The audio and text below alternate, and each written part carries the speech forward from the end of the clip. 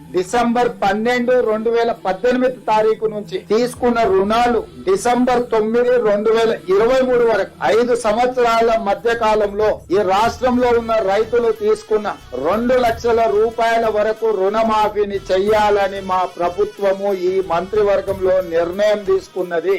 ఇచ్చిన మాట ప్రకారం రైతులు తీసుకున్న రుణాలను 2 లక్షల రూపాయల వరకు మాఫీ చేయాలని మా మంత్రివర్గంలో మేము నిర్ణయం తీసుకున్నాము. ఈ రుణాలు మాఫీ చేయడానికి దాదాపుగా 31,000 కోట్ల రూపాయలు అవసరం అవుతున్నది. 31,000 కోట్ల రూపాయలను సేకరించి తెలంగాణ రాష్ట్ర రైతాంగానికి రుణముక్తి కల్పించి వ్యవసాయం దండుగ కాదు, వ్యవసాయం పండుగ.